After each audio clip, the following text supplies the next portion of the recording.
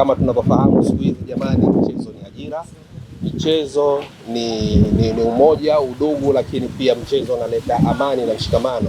Kwa kuliona hili na umuhimu wake na umuhimu wa hili, basi hatuna budi sisi kama viongozi wa jimbo hili kuhakikisha vijana hawa tunawaweka pamoja, wanakaa pamoja, tutawasapoti kwa kadri Mungu atakavyotuwezesha ili na wao waweze kufikia malengo yao.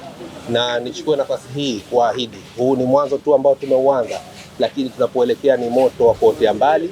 Tutahakikisha tutawasapoti vijana hawa, na sio vijana wa michezo wa mpira. Michezo iko michezo ya aina nyingi, na tumejipanga katika michezo ya aina yote.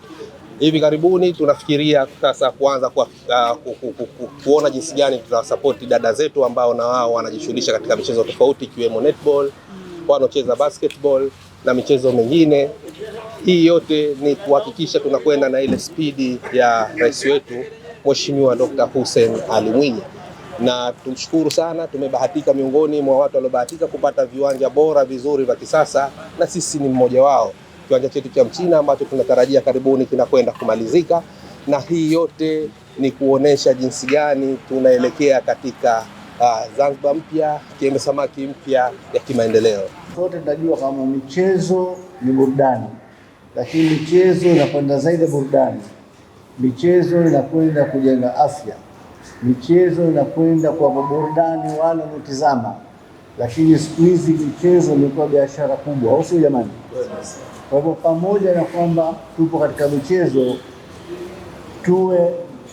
tuwe na ambition fulani, yani tuwe na mwelekeo kwamba sisi tunataka tufike level fulani, na sisi tuwemo, na sisi tujulikane, ili siku moja tutapokuja meza hii, tutapokuja Uwanja wa Amani, na sisi tunatafakari kwamba hapa hawa vijana wetu, au sio jamani? Kwa hivyo tunaombeni sana msituangushe na hiyo michezo endelee. Lakini nyingine ameligusia mwakilishi, kuna swala zima la discipline.